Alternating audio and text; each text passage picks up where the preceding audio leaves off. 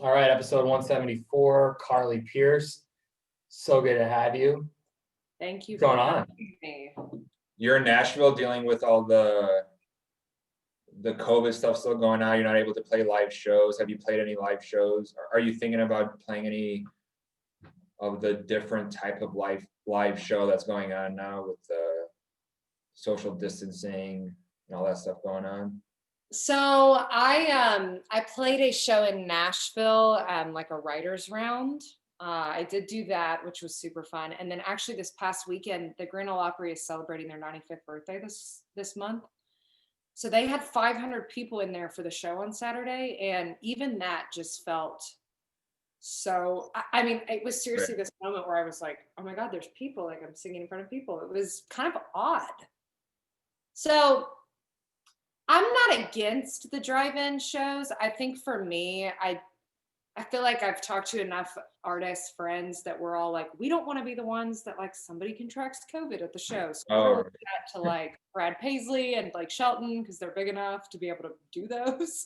Yeah. But I mean, if we're still doing this next year, then I'm gonna do it. Well, so you don't want to be the next Chase Rice or Chris Jansen that gets run through the ringer. I was gonna say it, but all of us are like, don't be Chase Rice.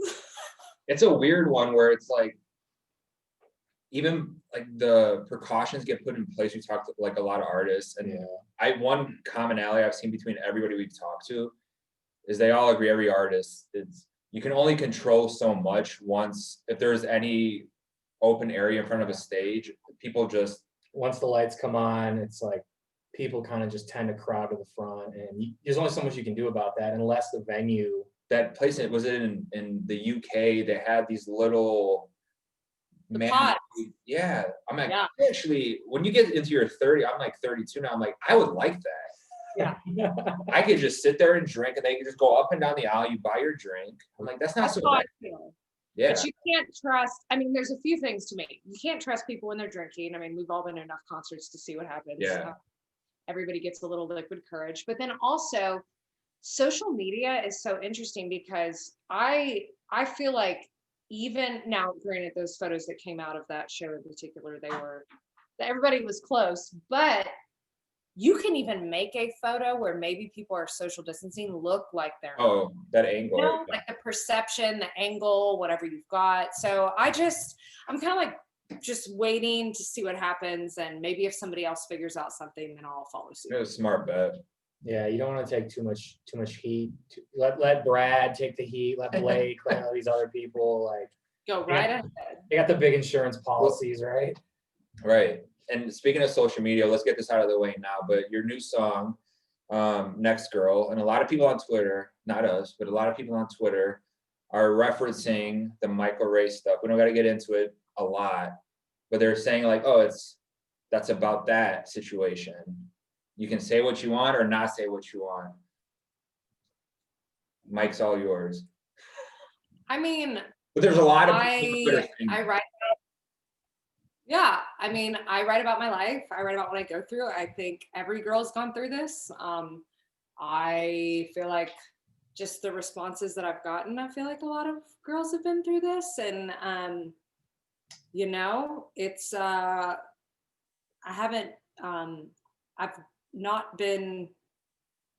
I've been in a lot of different relationships where this guy shows up. So I'll say that.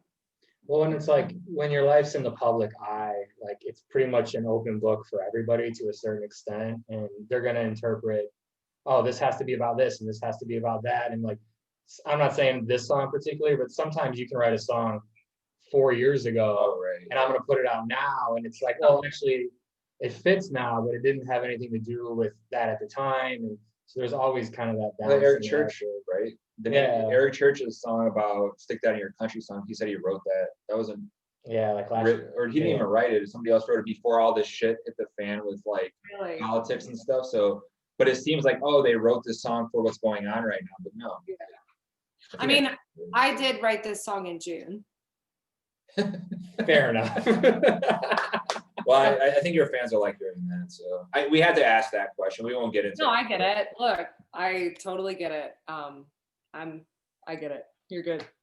But that's also fresh off a hit single with Lee Bryce, another one that co-written with Luke Combs, Randy Montana, Jonathan Singleton, all-star Great lineup, song. Yeah. Thank you. CMA nominated with 2 other CMA nominations. Like, Yeah, I how mean- much of a roller coaster has this year been? Just It's gotta feel good. No, I know it. I can tell by the reaction. I know because we know with our situation that shit feels good when good things happen to you because you're working hard. Oh, look at this. She just did that. I just want everyone to know. What She took happened? the light out. She was like, nope, mom, you're going to play with me. Nope.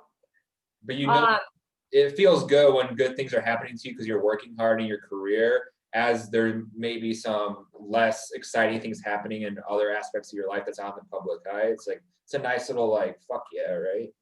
Oh, I mean, look, that single-handedly, this has been the hardest year of my life. And for so many reasons, you know, I mean, I went through a super public divorce. My producer died. You know, it's been so hard, but what is so beautiful about it is what has always saved me in my life, no matter what struggle I've had. I mean, I've been very honest about the struggles I've had in Nashville, just trying to make this work. Country music continued to save me through those times. And this time has been no different. It was so interesting to still, like, I got a #1 song in the midst of so much pain. And it was like this, the highest of highs and the lowest of lows, yet going, oh my gosh, like, country music fans are giving me such a gift. And the silver lining here is that my music is speaking to people, and these dreams that I've had my whole life are happening. And then to get 4 CMA nominations and to have the response of Next Girl, and just to really feel like my career is taking kind of like it's moving in the right direction. I am really, I think, trying to focus on the good and focus on what I feel like this year. Like, yes, I think for the first time, all of us are kind of in this uncomfortable state. We're all kind of feeling the same way about feeling so uncertain about what's happening right now. But I see it as like a blessing because I'm able to focus on music. I'm able to like soak in this stuff and just go, you know what, this is like a huge growing year for me. And I didn't know, you never know what's going to happen to you. And man, I mean, sitting here right now, I'm like, country music is so awesome. I mean, it's just been, I'm really grateful to all of that. yeah, just like affirming that, like, oh, I'm supposed to be here after. Yeah. Because you've been doing this since you were like 14, right? I mean, probably longer than that, but like, didn't you like leave high school or something to go sing at Dollywood, if I remember? Yeah, I saw an audition to sing in the country show when I was a freshman in high school. Growing up, I grew up outside of Cincinnati in northern Kentucky, and convinced my parents to let me audition, and then convinced them to let me quit high school and move there and homeschool in between my shows. So it's like, to go from that to then convincing my dad, like, hey, I'm going to move to Nashville, but I don't want to go to college. Is that okay? And then I was like an Airbnb cleaner forever. That all happened. I'm like, Dad, I swear it's gonna happen. And he was like, yeah, it's gonna happen. And I always joke and say, last year I was on the Forbes 30 under 30 list. And like, to this day, my dad hasn't cared about anything. Like, he cared about that. I'm like, yeah, Dad, see, you can get on the Forbes list and not go to college. It's All fine. right. I mean, We were trying to get on that and it just didn't quite. well, they said like country something, and I was like, how the fuck are we not on Yeah, that? country 30 under 30, like what the hell, man? But they didn't put any like website media companies on it, because if it was, there would only be one. Yeah. Totally. Exactly. I feel that. It's obvious that you really love like legitimate actual country music from current day to the past, and the people you work with, and fortunately, like you're not into the trends of, you know, years ago with the bro country stuff. You seem like the type that really likes the tradition of what country music is as a young artist coming through that. I think for people like us too, we're all kind of similar age. It's super refreshing, because most people in your position are just trying to be like, how can I like quickly, oh, I'm gonna go on TikTok, I'm gonna do this, I'm gonna do that. And you kind of stick to your guns and put out legitimate country music and always want to kind of honor that. Is that something that's just how you are? You don't want to stray from what you think is good country music? Because I think we all can all agree there's a lot of like bad stuff out there. And we don't have to name names, obviously, but there is like I'm not naming FGL or anything, but there's bad stuff out there. But you stick to like honoring country music. And is that something that you every day are just, I want to make sure I do that?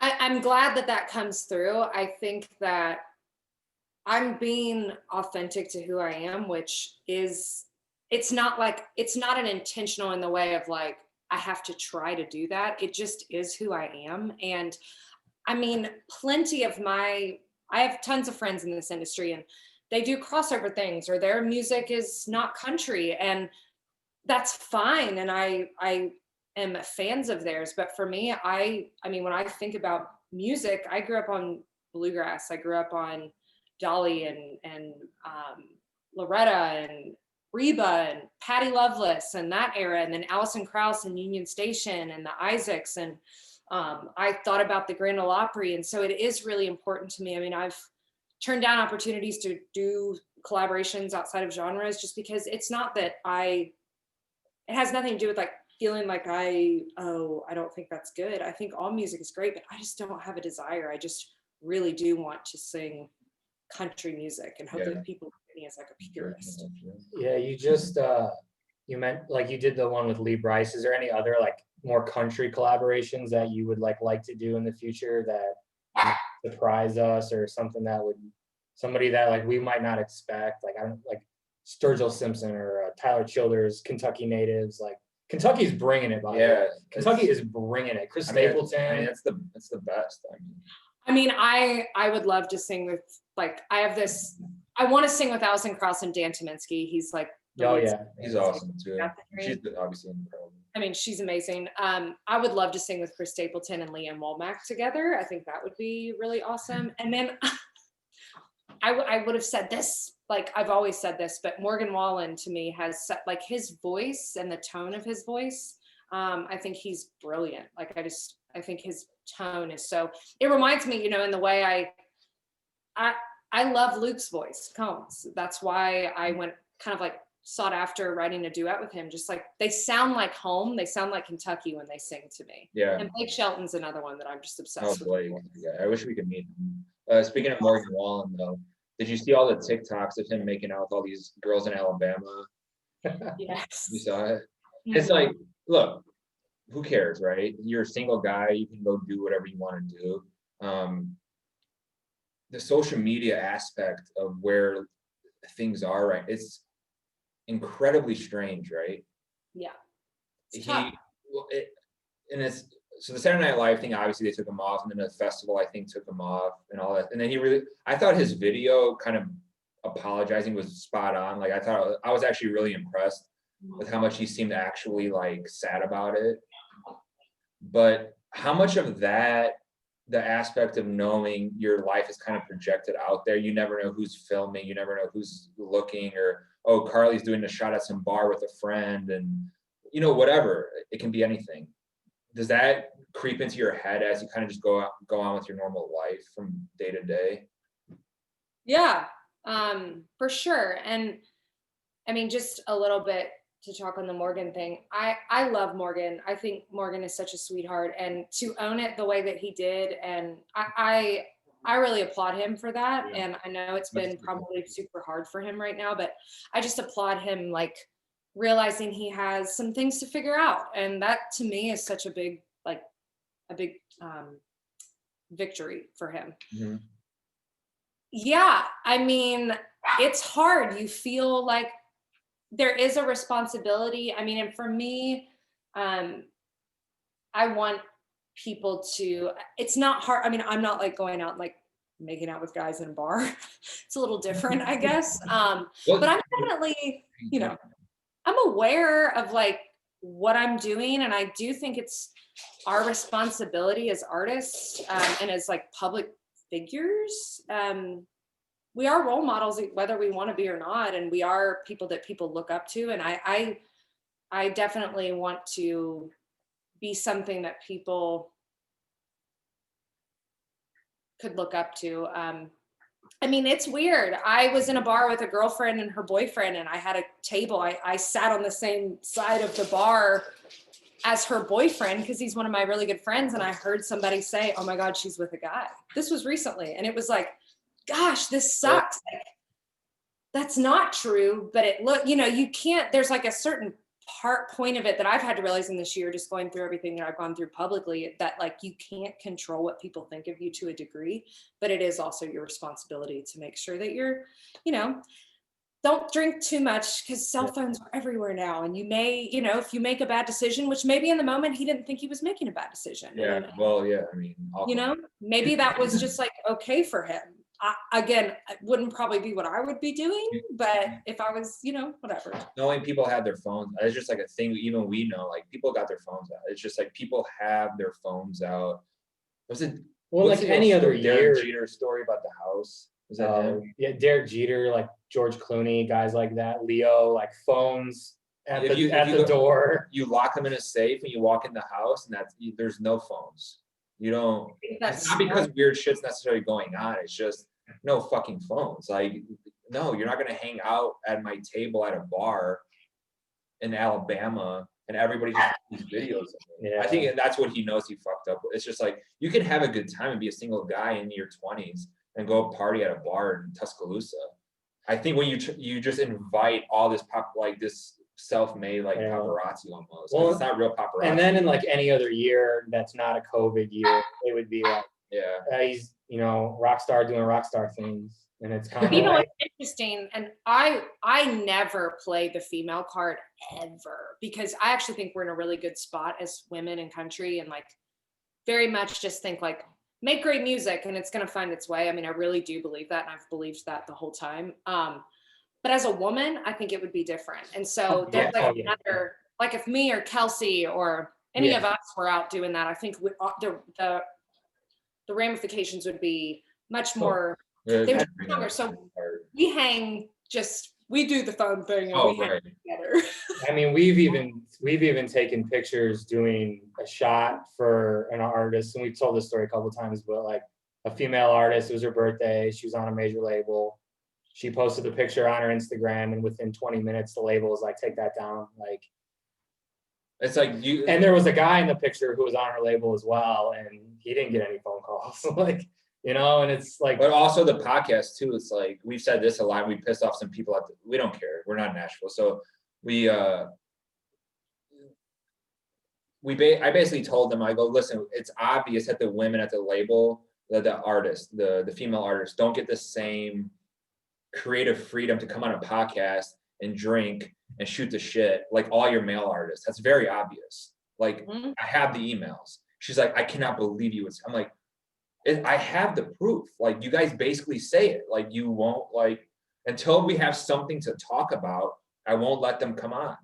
Right. But so-and-so artists can just come on and drink whiskey with us for an hour talking about the NFL. That's cool. We've talked about that a lot, and it's been really frustrating for us. Try to get female artists on that we really enjoy, and it's much more difficult because it seems like you guys, not you necessarily, but a lot of the big labels kind of put them in some weird. We have to control the narrative around them. We cannot let them go out and be this girl that just drinks a glass of whiskey with the whiskey riff guys and shoots the shit and talk and curses and kind of acts like herself. And it's kind of like, damn, that sucks. It's a bummer. And it's very obvious that it's out there. Right. Yeah. I mean, I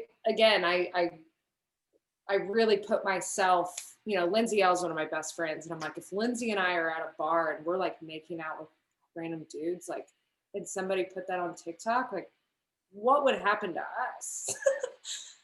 Right. I don't think it would be very cool. So I think that's another, and I don't know. I want people to feel like I am not like, oh, you can't say this around Carly Pearce, you can't do this. Right. But I do try, I hold myself to a certain standard as far as like, if a young girl saw what I was doing out at night, would she approve? That does care. I mean, that carries weight to me. Yeah. That's well said. Yeah. Yeah, absolutely. And you mentioned women in country right now being in a really good place. And I think even like a couple weeks back, the top 10 on the radio, 5 of them were female artists. Like it's pretty unheard of in the last, I don't even know how many years. Like, is that exciting and refreshing and almost something that gives you like, all right, let's go in the writing room and kick some more ass because it feels like a good time right now. For sure. I mean, to me, like I've never even, I don't know, like when I grew up listening to the radio, I never was like, oh, well, she's a female and that's a male. And like I didn't have that. And I almost Thank you. Yes. I feel like we've created some of that. Sorry, but I do like you wrote 4 of us women. I get this. I mean, we get this. You wrote 4 of us in an interview together, not as separate artists, and you want to talk about how women in country music aren't working. And it's like, yeah, but you're creating that narrative by doing this interview like this. You know what I mean?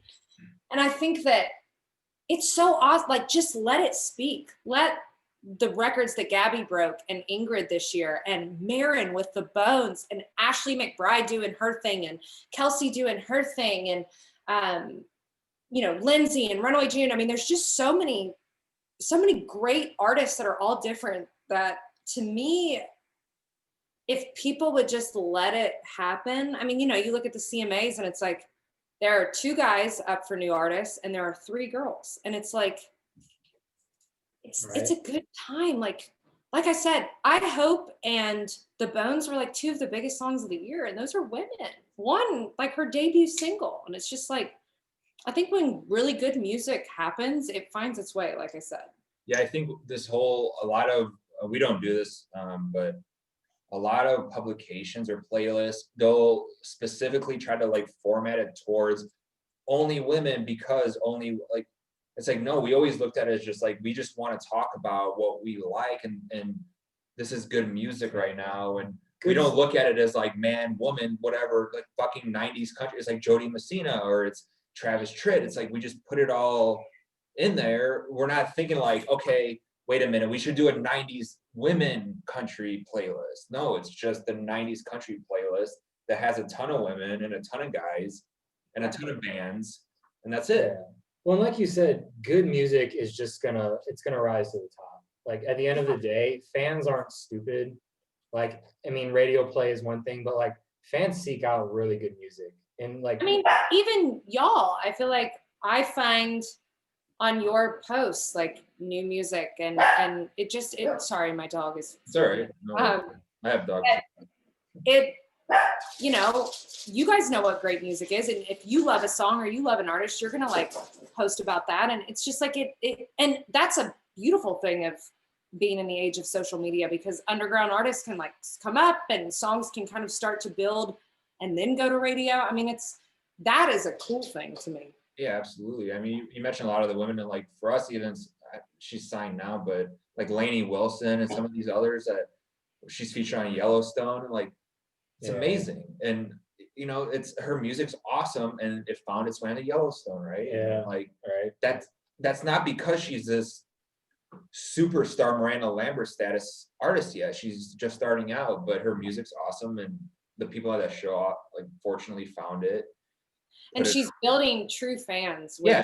Our thing has always been authenticity and building that grassroots thing, because it's pretty funny the amount of big names in Nashville that can't sell 800 tickets at a bar. It's like quite a few, quite a few that we talked about. And you see the real artists that maybe aren't on a major label sometimes, and they have hordes of fans, and they can go sell out Red Rocks. Totally. It's like, wait a minute, there's a huge disconnect there. Well, like the machine that's working in Nashville, and then what's actually happening throughout the rest of the world, Canada, Australia, Europe, all over the country. It's very different sometimes. I mean, you guys know this, and some people, I feel like slowly but surely everybody makes the connection with me, but I started out with the Josh Abbott band. Yeah, I mean, we love that song so much. Yeah, I mean, and thank you. And I mean, you talk about somebody who like a lot of people don't know who he is, but he can sell tickets. I mean, it's like Oh, I saw just how hardcore you can have fans one place, maybe not in another place, but you have like your circuit and like your core places, and he's not getting major airplay, but he has like diehard fans, and I think that's it's cool. Well, one thing about the Texas artists is that they like tour their asses off. So they build fans every Thursday, Friday, Saturday, Sunday night. And even if they build 5 fans a show, after a couple years, they have 10,000, 20,000, 30,000, 50,000, 100,000, like hardcore fans.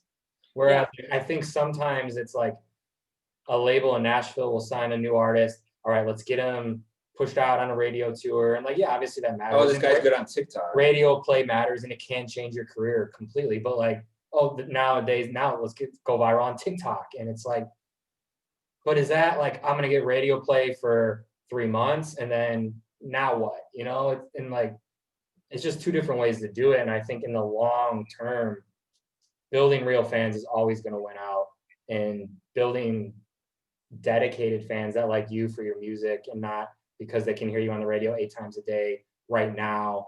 I mean, it's just the way we've seen it, but. Yeah, there are so many shows. I mean, I just use Josh as an example because he's my buddy, but like you go to his show, they know every word to every song. Yeah. At my shows, they know the hits, and it's like then you feel like you've won them over, and it's like, you know, obviously I've grown a little bit out of that. I'm getting past that, but it's a real thing, and it's like I admire the Texas grassroots kind of like way of doing things because it's longevity to me. I think Nashville has that too, though. Like and I think there's always a similarity with those artists. You probably would agree. Like I mentioned Miranda, but like Eric Church, Kip Moore is another one. That just you go to a Kip Moore show or you go to some of these other shows, they don't need to be Entertainer of the Year nominees. It's different. It's just even different. Brantley Gilbert or John Party. I mean, oh right, like there's certain artists who have started out maybe before they got to like, and it's different. When you go to a show, it's just different. You just feel it. It's different. And then you go to a show from like a number 1 guy that's got his hair this tall, and you go into and the crowd just kind of like this the whole time. Yeah, you know, it's really funny. And sometimes the fans base everything off of Spotify and like, oh, this song's in a playlist. Cool, I love it. Yeah. It's like, man, like it's not actually what's going on out there. Yeah, I agree. The fire, I mean, in the political climate we're in now, which I was actually curious to get your opinion on this, but with politics too, kind of to like shift to that, there's a lot of people that get shit on for not bringing up politics in their music. People get praised, people get shit on for not bringing it up. Do you have any opinion on, we made it a point on the site to just, I don't know, running out of time. I don't know what that means. Yeah. We had a pop-up, sorry. I saw that too. You can just keep going. It's fine. I think it's all right. The with the political climate right now, there's a lot of stuff on Twitter that's just from every angle. You just take the kind of stance of I'd rather just let things play out. I'd rather not kind of go out there and just kind of not pretend to be a political expert on stuff, because we definitely don't. We leave that to the people that do politics. But right now there's a lot of stuff in country music where people seem to think that everybody should be saying something. Do you have an opinion on one or the other? Yeah, I mean, I've never felt more pressure to have an opinion than I do now. But it's not that I don't have an opinion. It's just I've made an executive decision, and my team knows this. Like, I'm just not going to post. I don't want to go either way, because quite honestly, I feel like so much of it is, and I'm not saying this about everything, but like it's trendy and it's like a lot of people don't know. And I would put myself in this. I don't want to debate anyone, because quite honestly, I just don't feel like I'm educated enough to do so. So I don't want to come out and have a statement that I can't really back up, you know?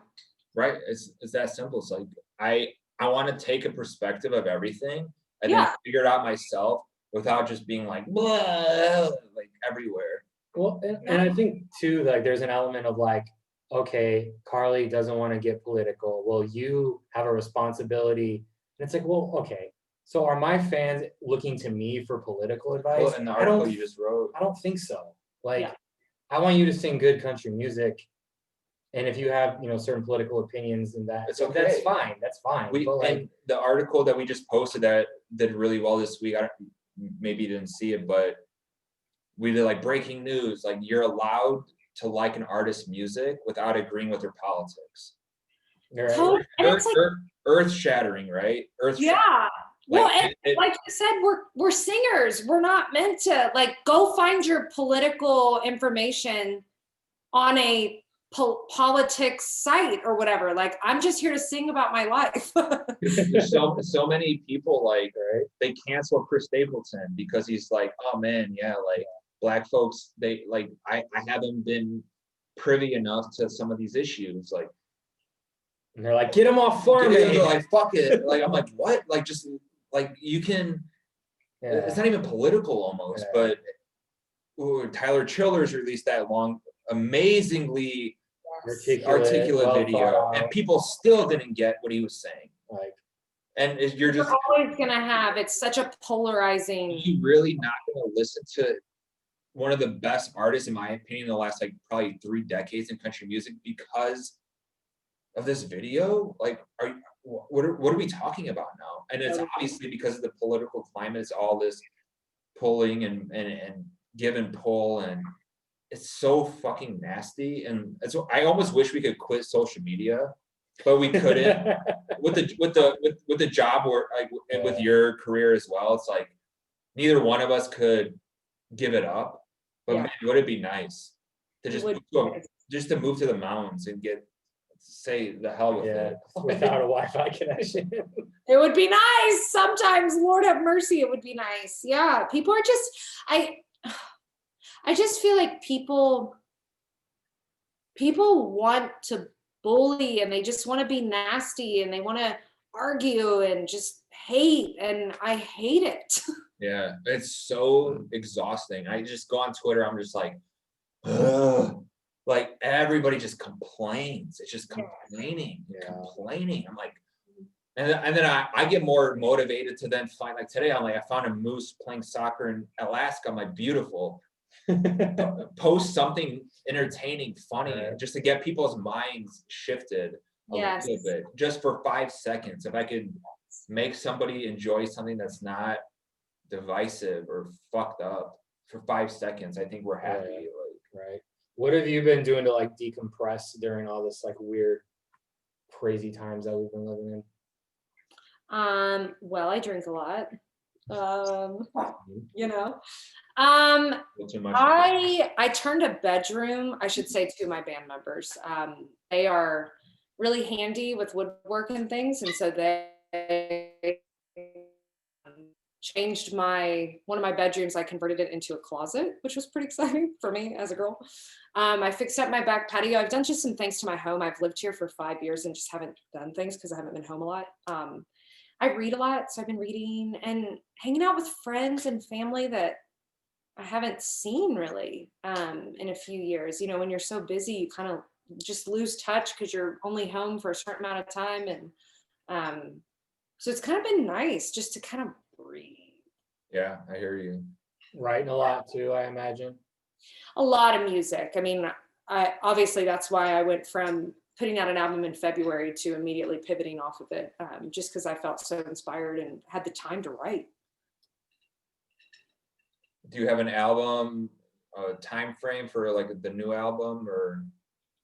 We're kind of trying to figure that out. I'm trying to figure out if I want to like release an EP at the beginning of the year. I'm definitely going to release at least one more song by the end of the year of new stuff, and just trying not to put like I don't know, I'm in such like a creative place, and everybody works differently as far as writing and stuff, but I'm very much a person that like has to live it and write it and then move on to the next thing. So I feel like I'm just living in it right now, and I'm not really sure what it is, but I'm just thankful that I have a record label that just goes, okay, go do it and come back. So Nice.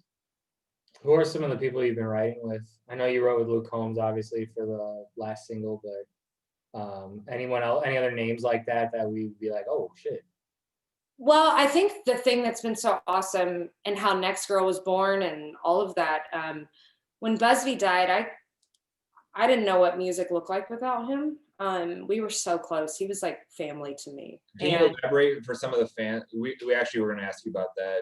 Yeah. Some of the fans listening might not know the whole story and Yeah.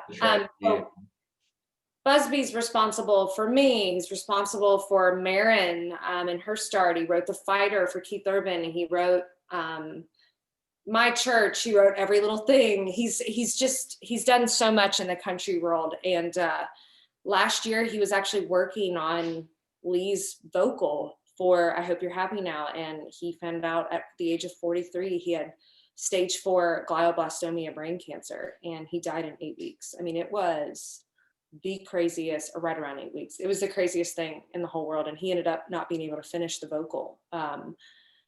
And that whole thing was so crazy for me.